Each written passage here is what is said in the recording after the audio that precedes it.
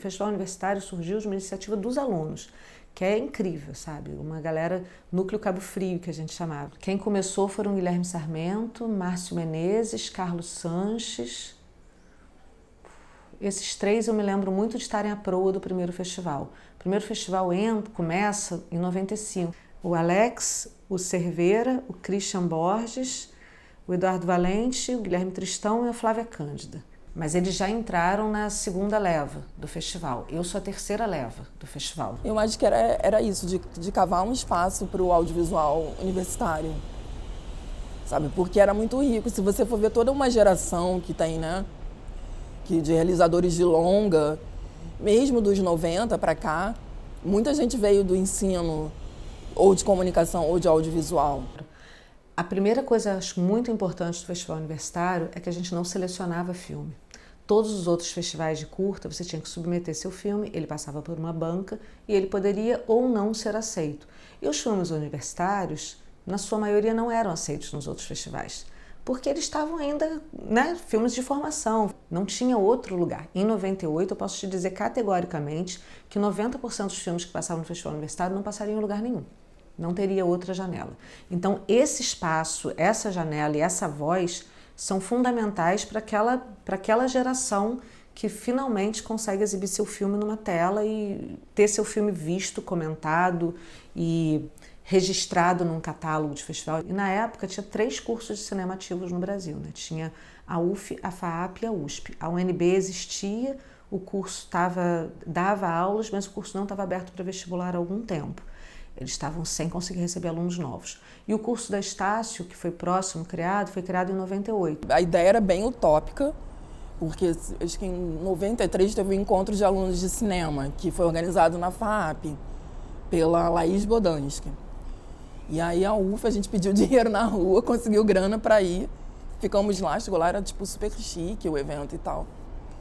E ficaram os alunos dessas 3 escolas de cinema, né? UF, USP e FAAP. O pessoal se entrosou de tal maneira que eles pensaram, idealizaram um filme, que é o Bem-vindo a Sal Grosso, que foi filmado em Cabo Frio, lá junto com o Marcinho, do Guilherme Sarmento.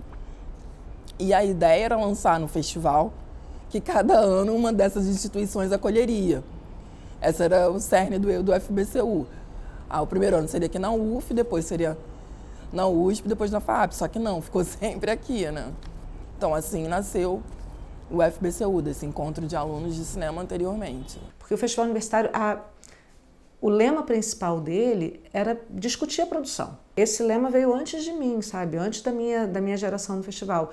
Era um espaço para exibir e discutir a produção, para a gente conseguir ter esse retorno entre nós do que estava sendo produzido. Quando a gente começa esse festival, a produção de película era muito restrita. A gente tinha talvez 20 filmes por ano, que é bastante até, vindo das escolas de cinema do Brasil, de 15 a 20 filmes. Então, filmes da UNB, que eles, apesar de não receber gente, conseguiam fazer filmes em película, filmes da UF, filmes da USP, filmes da FAAP. Em 98, a Estácio começa a produzir, a Estácio começa pesado no 35. Tinha muita coisa bacana acontecendo, muita obra boa, até a entrada do digital, né, do crescimento. A gente tinha aquela máxima que a gente não fazia seleção das películas. Todas as películas eram exibidas, assim, fazer não sei quantos programas para poder exibir e dar conta de exibir e discutir e fazer uma reflexão em torno dessa produção.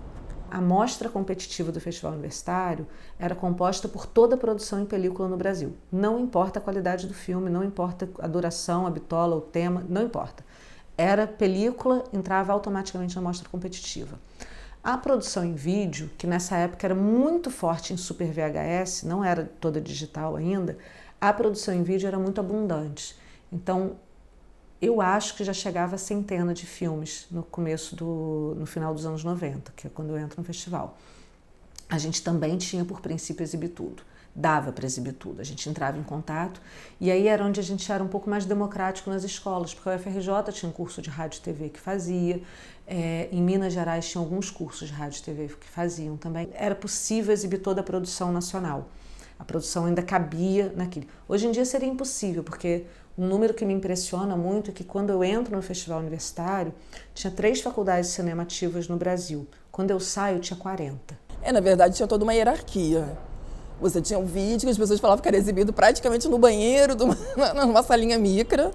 Aí você tinha o 16, que tinha um pouquinho mais de destaque, e o 35. Na terceira edição, os prêmios passaram a ser mais conceituais. O Guilherme até falava, os prêmios MTV, tipo concepção artística, retrato da realidade brasileira, para o júri ter a obrigação de olhar com mais carinho e mais atenção todas as obras, né? Não ficar só ligado à questão técnica, porque isso nem sempre é possível você realizar uma obra com tanto apuro dentro das condições universitárias, né? A gente também tinha uma mostra-homenagem que a gente sempre buscava uma figura emérita ligada ao ensino do cinema no Brasil. Então, a gente homenageou Maurício Capovilla, Orlando Senna, tem vários nomes importantes no ensino do cinema do Brasil que foram homenageados pelo festival. Tinha a mostra informativa, tinha a competição, tinha a mostra internacional, a mostra homenagem, que também era um ponto alto do festival, que a gente homenageava uma personalidade ligada ao ensino de cinema. Então eu lembro que eu acho que foi em 98 que a gente homenageou o Carlos Reichenbach, e ele veio, né, como jurado, e as sessões eram intermináveis, assim, porque ele sempre dava aulas, assim. Ele levou a sério o papel dele de jurado debatedor, e durante a mostra homenagem também, ninguém queria sair de cinema. Nossa, o Reichenbach meio que adotou o festival, a gente adotou ele. O festival do Reichenbach talvez tenha sido o melhor de todos, porque ele entrou naquela onda, ele era aquilo, né? O Carlão era muito da galera, ele gostava de dar aula, ele gostava dos alunos, ele sentava, dialogava, ele sentava em todas as sessões, viu todos os filmes do festival universitário.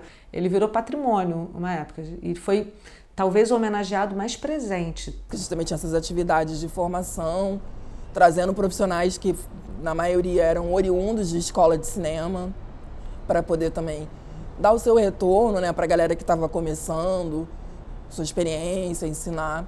Tinha a mostra internacional que a gente começa nesse ano, em que a gente é muito ambicioso também, que a gente entrava em contato com escolas de cinema de fora do Brasil, perguntava se eles queriam participar da mostra internacional, articulava uma combinação que a escola, quando possível, mandava um estudante por conta dessa escola de cinema.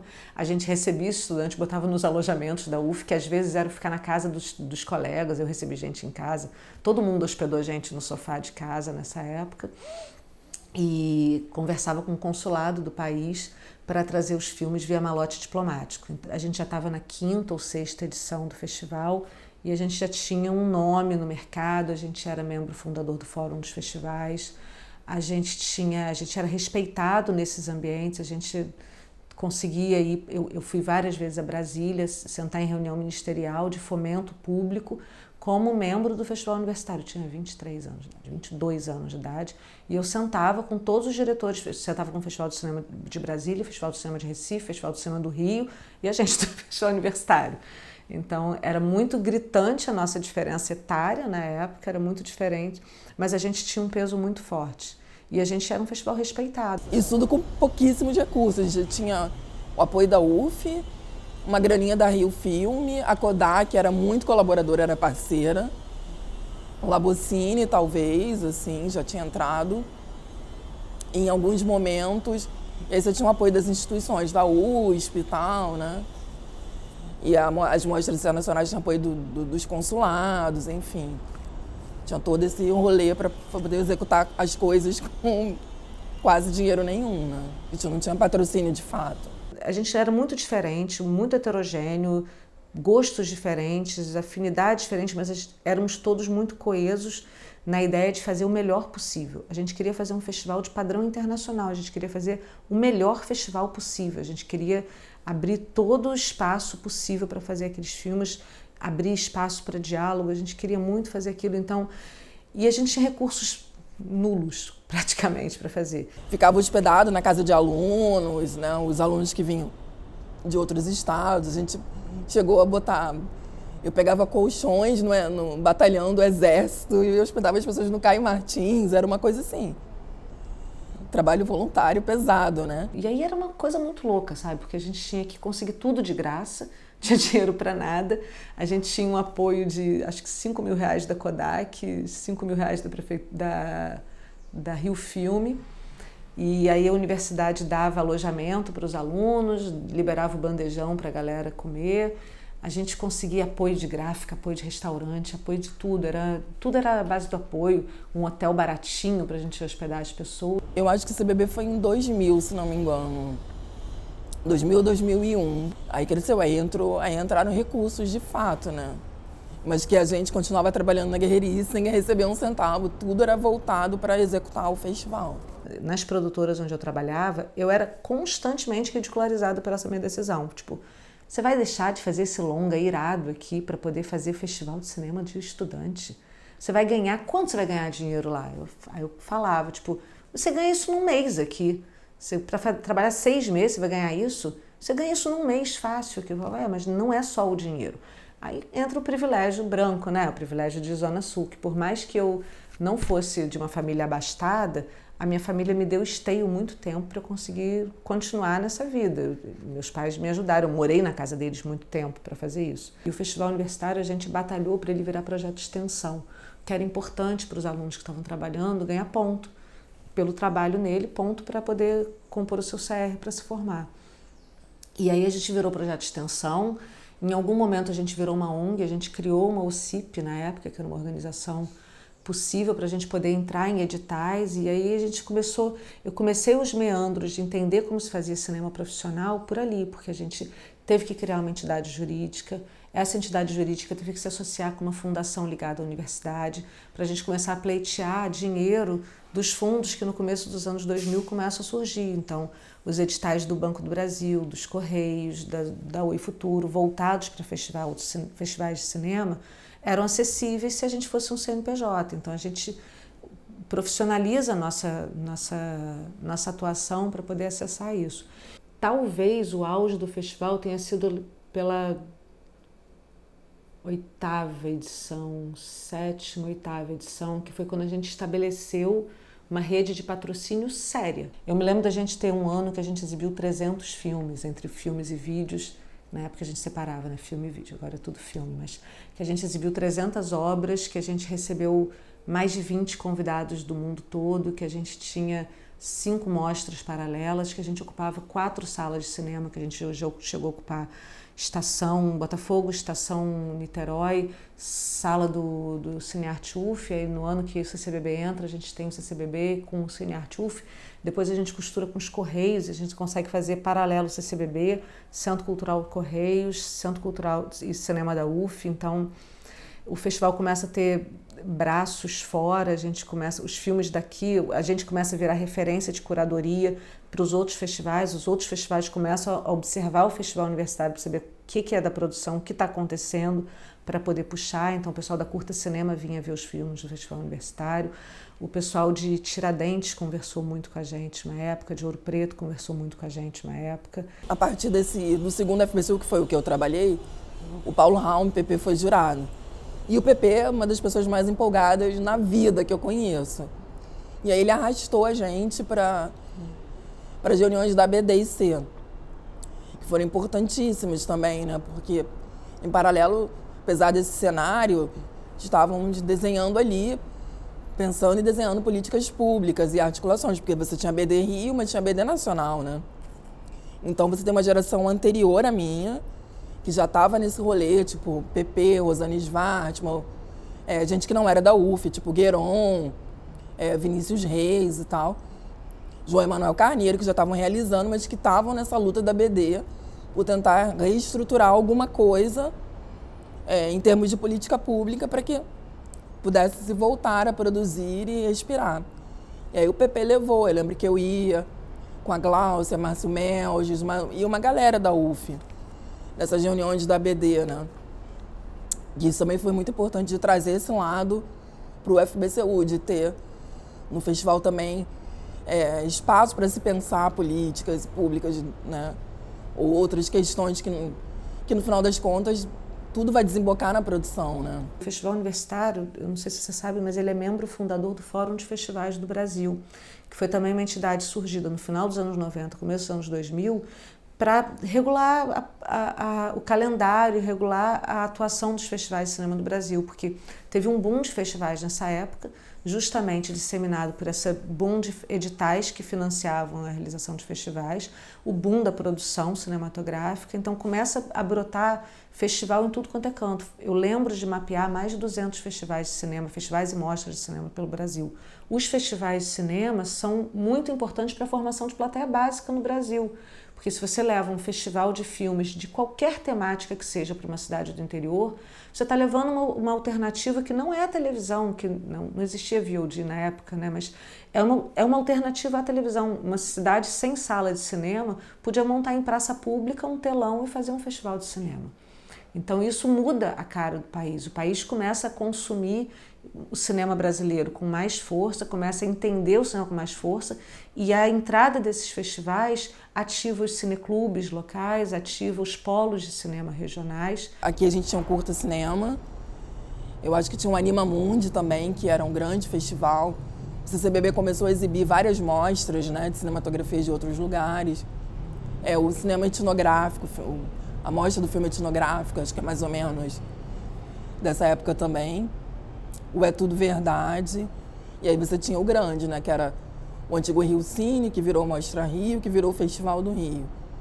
Então você tinha esses eventos que tinham sazonais, né? Você sabia que eles iam acontecer numa determinada época do ano. O FBCU meio que veio na raça se juntar com esses festivais, assim, sem a menor pretensão, mas ele aconteceu e a partir daí começaram a surgir outros movimentos. Essa época de ouro do Festival Universitário que eu estou falando é a época daquelas festas nababescas do Festival do Rio, que o Festival do Rio tinha muito espaço, ocupava a cidade inteira de verdade, botava telão na praia de Copacabana, telão no centro da cidade, ocupava a favela e tinha todas as salas. O Grupo Estação era muito maior, né? O Grupo Estação tinha uma malha de cinemas muito maior do que o de hoje em dia. Todas as salas de cinema, eles ainda ocupavam o Odeon, ocupavam São Luís. Então a gente tinha uma presença mais forte dos cinemas de rua naquela época e os festivais tinham um espaço maior.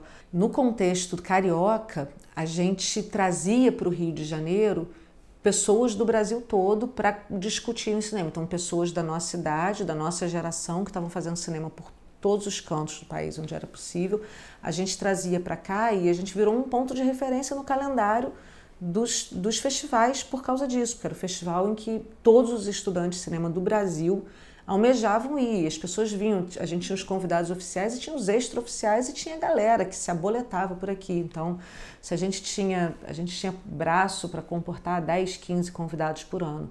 Tinha facilmente, no primeiro festival, tinha 50 alunos do Brasil todo por aqui.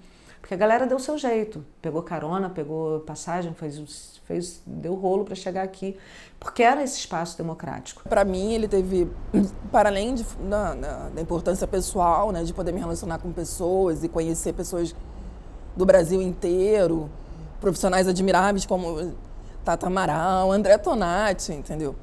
Estar com essas pessoas foi como eu comecei a trabalhar de fato, né, dali. As pessoas começam a observar o que você está fazendo.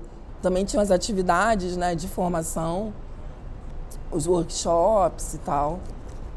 E a gente também focava muito nessa parte também, nos encontros e debates sobre temas específicos, né, tentando entender assim, qual era um tema ou alguma coisa que surgisse daquela edição, né? A gente chamava professores, a gente chamava ex-alunos, a gente chamava os próprios alunos e dava microfone aberto. Vamos discutir os filmes sendo feitos aqui, discutindo os modelos de produção. Foi uma escola dentro da escola. Tipo, o Festival Universitário foi a parte mais importante da minha formação na UF, foi o Festival Universitário. E teve uma coisa que a gente começou a fazer, eu acho que já na terceira edição, que eram os filmes dos ex-alunos. Porque quem tinha sido estudante de escola de cinema até antes do Festival Universitário existir e tinha conseguido lançar seu primeiro longa, e a gente capturava, não só do Brasil, mas a gente exibiu filme de ex-aluno de cinema da Argentina, do Chile, de Cuba, enfim, era muito importante trazer e manter esse diálogo mercado, produção universitária, fazer essa ponte de volta. A gente entendia como muito importante, né? Mas era uma gestão bastante horizontal, da gente dialogar com todo mundo e a gente mostrar para eles que não era impossível fazer o que a gente estava fazendo. A gente não estava fazendo nada que exigia super habilidades especiais para fazer. A gente só era dedicado pra caramba, a gente só estava muito focado em fazer aquilo.